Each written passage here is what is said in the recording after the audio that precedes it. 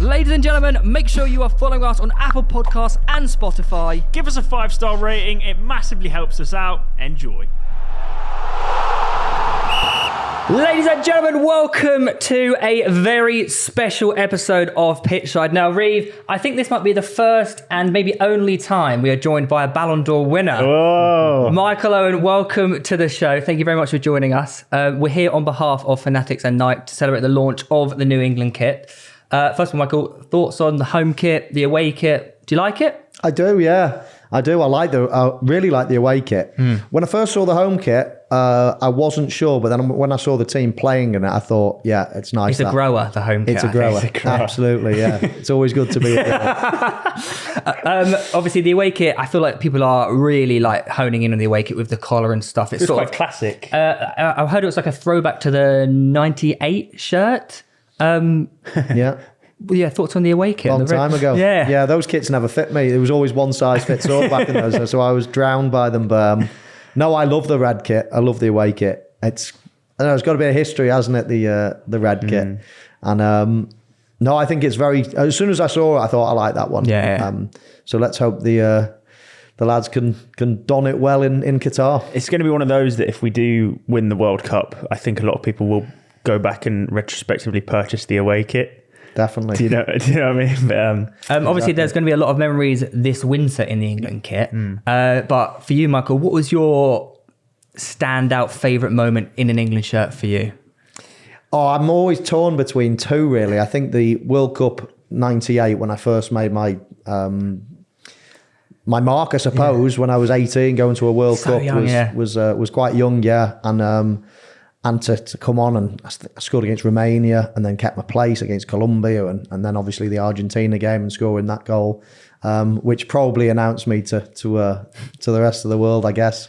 So that moment was something that when people see me in the street, they always talk about that goal. And I know you talked earlier on stage about how everyone always has that one tournament that really stands out to them. For me, it was the 04 Euros in Greece. Obviously, when you burst on the scene, the whole world essentially was like, "Oh my God, this striker." 04, when Rooney burst on the scene, what did you ever speak to him and did you ever offer him any advice when he was coming through? Well, I spoke to him a lot. I mean, me and him were strike partners at that point. I had been coming through the ranks and was hoping to be, let's say, an Alan Shearer strike partner. And after years and years and years, you feel as if you've grown into that number one striker for your national team. And it only felt like I had that sort of title for about a month. And then this new kid came on the block and it was like, who's this fella? Yeah. And now and within a year or so of him being in the team, it's who's going to partner Wayne Rooney? I was like, hang on, give me my time. Yeah. I've just fought my way into thinking that I was sort of the main striker for my country. So, but you could see immediately when he first joined in training, when he was, a real kid, that he was just different. And you get one every so often that comes through and they're mind blowing. And he was definitely one right from the start. Obviously, you did win a Ballon d'Or at the age of 21. It was, am I correct on that? 21? Yeah, 21. There you go. Ball knowledge for people always tend to pick out of me. Yeah. This year, Haaland has just hit different levels of goal scoring form.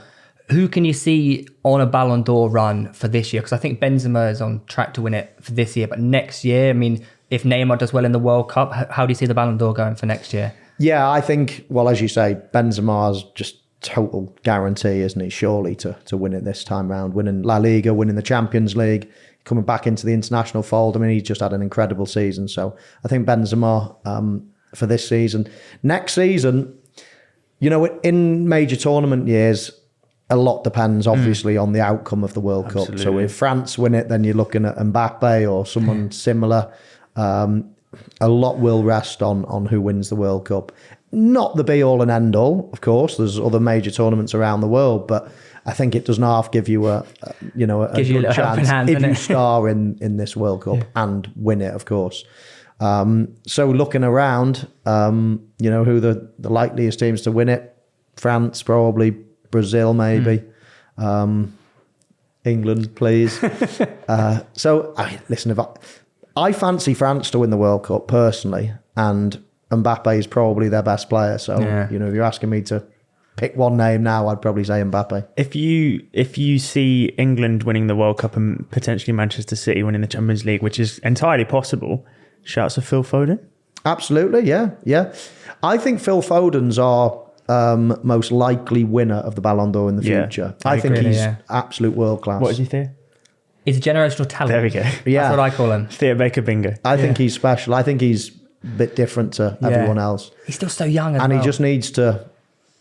And he's got a right chance, hasn't he? He's got a right chance of winning the Champions League this year. An unbelievable chance of winning the Premier League. So straight away, he could be... if he keeps his form, then he could be right up there with somebody that's challenging. And then it just depends how England get on in the World Cup. But I agree. I think in the future, if you said to me, go on one English player to go on and have the ability to do it, I think to Foden, succeed your title. I think he's unbelievable. Do you think Jude Bellingham had a shout in there as well? Obviously, again, he captained Dortmund at the weekend. I think he's the youngest Dortmund captain ever. Do you think Southgate or whoever's in charge after the World Cup, we don't know, but do you think they need to focus on building the England team around Foden, Bellingham? Yeah, they're the future of the team, of course. You always need those leaders, those experienced players, but you're also looking to the future all the time. And Foden, Bellingham, they would appear to be potentially world class if they're not already. And you cannot have enough of those players. And that's, you're going into the World Cup this time round, and you're sort of looking at the squad and thinking, right, who's world class at the moment? Who's the best in the world, or even in the top 3 in the world in their position? And they are quite thin on the ground. You'd say Harry Kane's one of the top 3, 4, 5 strikers in the world. Yeah. We've probably got Reece James, like our right back, Reece James, probably one of the best right backs in the world, I'd say. But then I start searching, who else is around? And as I say before, the likes of Bellingham, Foden, Phil Foden, they could be that type of player in the future. Saka as well. I want to throw him in. He's still just very as young. Good shout. Yeah. I want to touch on Liverpool quickly, if you don't mind. Go to club. Quickly, I don't want to talk about Liverpool at the minute. There seems to be we've been trying to work out something has changed this summer. That there seems to be their running numbers are down. They're not getting the results. They're not the Liverpool as we have seen over the past few years. What do you think is going on at Liverpool? Well, what amazes me is when things go wrong with a team, everybody always looks for the one thing. What is the missing thing? Some people say Sadio Mane leaving. Some people say their running stats are down. Some people say, they had a lot of injuries at the start of the season. There's loads of little things. But one thing is for sure, when we're talking top level, you're talking, you've got to be so at it and little 0.5%. And the cards can come falling down. And it's a chain reaction, because as soon as, performances aren't great, then confidence is an issue, then this, then that, then the other. And all of a sudden it feels like it comes away at the seams. Yeah. In reality, it's just, a few minor little things. It's also exceptionally high expectation to get 90 plus points several seasons in a row. Yeah. And that's a standard very difficult to uphold. I feel like Van Dijk had the similar thing. He set such high standards for himself. No one could dribble past him in how many games. Yeah. And as soon as the standards even drop just a little bit, everyone starts questioning him and what's going on here? You're defending with your arms behind your back. Another club he played for, Manchester United. I was so adamant over the last few weeks that they've turned a new leaf and they could get top 4. Obviously, they went to the Etihad and just got blown away. Yeah. Where do you think United are at currently?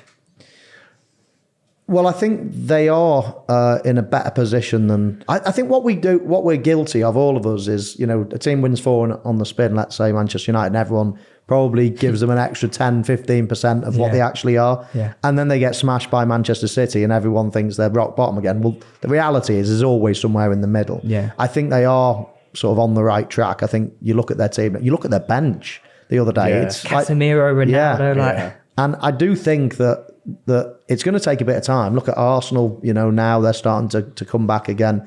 It takes a while, and I think if anyone thinks it's going to happen just with a click of a fingers and with 1 or 2 signings, it never will. It's going to take a bit of time, but I do think they're on the right track, despite the sort of bump in the road the other day. Now you are sat across 2 Arsenal fans, so we do have to. We have to bring up our club. Enjoying this time. I was going to say, are we title contenders, or are Manchester City just going to blow everyone out the water? Manchester City going to blow everyone out the water. I don't want to. Does this opinion stand for the Champions League as well? Do you believe? I think as the thing with the Champions League is, it's almost a foregone conclusion that you qualify through the group, and we're trying to predict something in 6 months. There's a World Cup to be played in the meantime. There's loads of things. Liverpool might have found their form in the meantime, and if they have, then they're a tough nut to crack in the Champions League. Anything can happen. So whereas the league, okay, they've still got games to play sort of in 6 months, but they're accumulating as we speak as well. City at the moment are Champions League and Premier League winners in my eyes.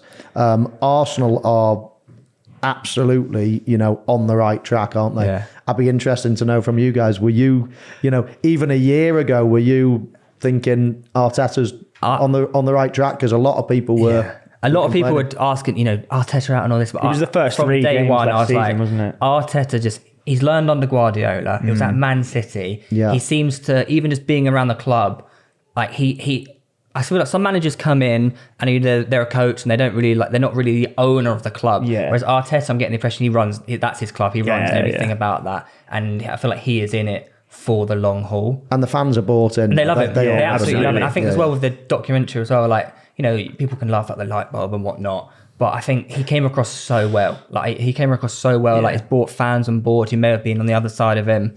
And there is a process. I know we say trust the process, and you can see what is actually happening before your eyes. Yeah. And some often of those you don't. players as well. Xhaka's U-turn. Xhaka's even Ramsdale, people question the Ramsdale signing, and he's coming in he's taken Leno out of the position. Yeah. And White. England's best right back at the moment. Yeah. Arguably. It's quite a competitive place. That, I know. It's true. Obviously, we just touched on Manchester City just then, and I know we touched on it outside, but I have to bring it up again. Haaland has broken a record of yours. Fastest to 3 hat-tricks in the Premier League. It's taken him 8 games, 40 quicker than yours, like 50 quicker than second place after you. I'm not sure he's human. I think he might be a robot. Yeah. What are the levels surely he's just going to get better and better. Yeah, I mean, and in this Manchester City team as well, it just like everything's aligned, isn't it? The stars all. He's come to the Premier League with experience under his belt. He's the finished product now, but he's still young enough. Yeah. He's gone to a team that are absolutely in peak form, creating goals. They've got someone called Kevin De Bruyne who plays behind them. They're just playing alongside him. You guys, even with your dodgy hip, I could score. You'd probably score 20 goals with him. Well, I did say I scored 8 goals up front for City this year, Tappins included. Exactly. So, and notwithstanding all that, he's just an incredible player. I mean, he makes bad balls look good. He can score with any foot, with his head. He's like bigger than everyone, faster than everyone, stronger than everyone. He's just, it's a bit of a cheat, isn't it? I think Gary Neville said the other day, didn't he? He said, it's like Haaland is like just playing football as an adult, playing like an under-5s match. And it just makes everyone just look like small and weak, doesn't he? It's total fearlessness as well. Like he comfortably believes that he's the best player on that pitch every time he plays. His mentality is rock solid. And it's rare to have someone of that size that's so athletic as well. Fast. Normally they're hit the big it's man. Ridiculous. He's so athletic, and he can get his leg up in areas that it's mad. Do you think he stays in the Premier League long enough to push for Shearer's record, or whoever record it might be at that point? I would say so. If he's having success and if the Premier League remains the strongest, then I would say so. And it's amazing, isn't it? He's been in the Premier League a matter of weeks, and we're talking about Alan Shearer's record already. I mean, there's players like Harry Kane and whatever that are getting He's 9 goals off last season's Golden Boot already in 8 games. I said on the TV after about 3 or 4 games that this fella's a bit freakish, and he could score 50 goals in all competitions. And I was saying it partly like having a laugh. Yeah. And now I think, was I underplaying it? I'm thinking, is he going to score 60 now? I've underestimated it. If he stays fit, he's going to score 50 plus. Yeah. Exactly. I mean, it's impossible I think not to. People forget, like, Messi and Ronaldo, they've made, so their goal scoring tallies is like not normal. I feel like their tallies it's just not normal. And they sort of made everyone think that those are normal. Yeah. But I think if anyone's going to get close to that, Haaland is the guy that will do it. Yeah, he's those three that you mentioned are normalizing like hat tricks every game. It's not really what happens in football. And the records that he's going to smash are, I mean, he's already smashing half of them. But the Premier League, in one season, I think, is it early 30s? Someone scores Salah. I think. Yeah, 32. I'm pretty sure. I mean, that's going to get absolutely trounced, isn't it? I mean, if he stays fit, it's going to be trounced before the World Cup. And he's got a month off. He's not going to the World Cup. Yeah, he's got. Yeah, it's scary to think what he could do. It's exciting, isn't it, to see someone like that? And we've got him in the Premier League. And we can watch him every week. I mean, he's box office, and you want to watch him all the time. We were wondering this in the taxi on the way here. Seeing as you're both prolific goal scorers, would you have liked to play alongside him, knowing that he is obviously... Well, obviously like to. I often think opposites attract in football, in life, in football. Best centre-forward combinations I had were when I wasn't playing with an out-and-out goal scorer, because that's what I was. And, exactly. And we end up just filling the same areas. And when I watch his movement, when a cross is about to come in, I'm basically thinking that's the right thing to do, because that's how he plays, or he makes the runs how I see a centre forward should make runs, whereas some just don't. So it's easy for me to sit and say, "Oh yeah, it would be great, And but you're both going for the same thing, right? Yeah. But I don't think it would fit naturally. I think we thought this might quite be similar. Yeah. So we're quite opposite in terms of everything, but in terms of the way, he's a goal scorer.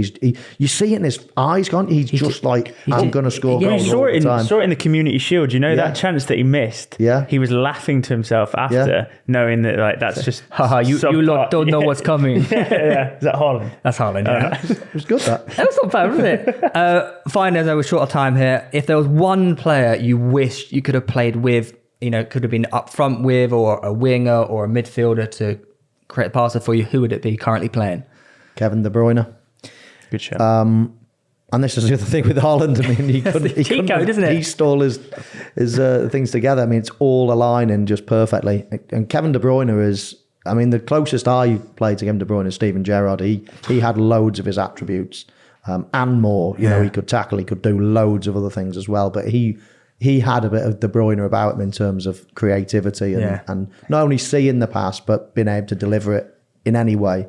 But De Bruyne is just unbelievable. So good. I mean, his pass for, the one who bent it around into Haaland. It's on a string. To get it in. Oh. That ain't normal. No. It's not normal. They're both not normal. Well, but you're watching them together. He just surpassed David Silva's assist record, I think. Yeah. All-time Premier League records. Yeah, he is an incredible player. The way he hits the ball, and when we're talking about assists, but when he hits the ball in terms of scoring a goal as well, both left and right foot, I think he kicks the ball harder with his weak foot than I can with my strong foot. He hits it so clean and so hard. Yeah. He's incredible. If he stays fit, though, that combination. That's the key phrase, though, right? That no matter what is discussed about either of those, it's always if they stay fit. Yeah. Because they're just ridiculous. Obviously, the United derby wasn't... Well, United derby? Whoa. The Manchester derby wasn't the only big game that happened in the past week. I'm not sure if you saw it. The SIDEMEN charity match. Did you see anything to do with it? Be honest. You can say no. Okay. Oh, I was hoping you would have seen my goal. Do you know what I was just about to say? Is this I heard you talking to someone earlier. We were talking to Farrow and earlier. I heard you saying I scored a goal or something. So. I just scored at the Valley. Charlton. Did you? Yeah. I did. How many people were there? 30,000. Packed crowd. It's the first sellout crowd at the Valley since probably... So there's evidence about as well. There's evidence, yeah. What was the goal like? Go on. Tapping. It was a little skill past a couple of people. I've got it on. No, but what happened with you? So you had an operation straight after? I had the operation 2 days after, 3 days after. Right, so you were playing in pain? Yeah, it was, basically. For the last 3 years. For the last 3 or 4 years, I've been playing in pain, Actually, you know now what? You know how it feels, eh? I was going to ask. Horrible, isn't it? Mate, I have seriously struggled with injuries over the past few years. How did you deal with getting injured, coming back, getting injured? Like, what was the mental side of having to, like... What can you do? Was that it? I mean, if you get injured, for the first day or so, you just heads up your backside, you just, what's happening? And then you start thinking, right, how long, you ask the doctor, how long is this injury going to be? And 6 months, and you're like, oh my word, right. So that's that game. I'm missing this. And as soon as you work out, right, I'm missing that, I'll be back for around this point, you can start sort of just coming to terms with what you're losing, what you're going to miss out on. And then eventually your mind starts turning into a focus, right, okay, that's it, that's my goal now. I'm going to work to that. You just need a little bit of time on your own, a little bit of time to think. It's horrible. It's the worst thing about football. And everyone, thing is, you don't get any sympathy, like it's just horrible. Yeah. You don't want to be hurt. And then half the time you play with pain as well. And people see you trotting onto the pitch, and we all watch 22 players trot onto a pitch before a game and think, oh, they're all fine. Yeah. I mean, half of them are waiting for the summer already to have an operation. Half of them are getting, injected to numb the pain. And it's a tough game, when you're doing it every single day and, you're battering your body all the time. So fighting against that pain all the time or against injuries and whatever is tough, because as I say, everyone just expects you to be 100% feeling great every time but it's not quite like that. I remember watching the Steven Gerrard documentary on Amazon, and he talked about a lot of the games towards the end of his career he was actually playing with an epidural. Is that something that would happen in matches, like just to get you through the pain? Yeah, in certain matches. I mean, it depends what time of the season as well. Normally towards the start of the season, everybody's reasonably in good shape. But by the time sort of May comes, the queue before you get out to the doctor's office working overtime. Exactly, is pretty bad, and people are trying to manage their body through. So you might miss training, you do whatever, trying to get to the summer to either have surgery or do something, fix the problem, or the rest that you can have, or whatever it might be. But yeah, it's a tough game. You're pushing your body constantly for the best results. The pitches nowadays are getting harder and harder, faster and faster. The game it's tough, Relentless, I mean, I'm retired and I'm all right at the minute, but I mean, if my dad's anything to go by, then I'll be needing new hips and new knees and new this and that, and so there is a bit of a fallout from the game, but that's the price you pay. What would you do in the recovery period to help you through it? Do you have any hobbies outside of football?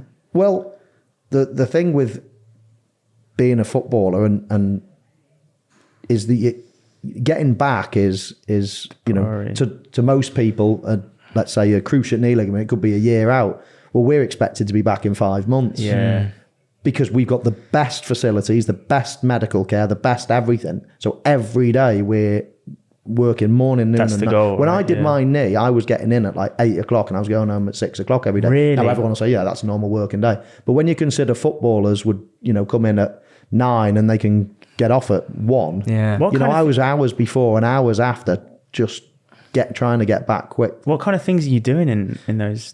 Well, it depends 10 what hours? stage of the rehab you're at. I mean, with a knee, a cruciate, you're trying to reduce swelling and get, flexion back in early on. But then as soon as you've got that, then obviously you're trying to load the muscles and trying to protect the joint as well as possible. But Full-time job getting it back.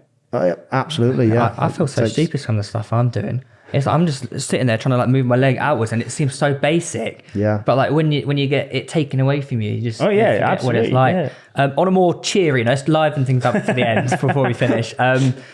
Who are the top 3 teammates you've had in terms of, you could base it on best player or just best in the dressing room? Well, the best player was Zinedine Zidane. That's not bad. Pretty good shout. Yeah. Oh no, Ronaldo, the Brazilian Ronaldo was just off the scale, but sadly I didn't play with him when he was like In the early. I mean, some of those clips I used to watch put me off playing football, to be honest. I thought, if that's the level you need to be one of the best, then he was so good. But no, Zidane was the best at Real Madrid that I played with. Steven Gerrard was just unbelievable. He would be the second best player ever. If I was going to play now in a big game and someone said, right, you got to have someone, you can pick one player, I'd have Gerrard as my number one pick. Yeah, big games, and just could do everything. Best in the dressing room? Probably Carra. Closely followed by Wayne Rooney, but Carra was sort of, me and Carra were best mates and roomed with each other for 6-7 years at Liverpool, and he's lively. Oh, I know, trust me.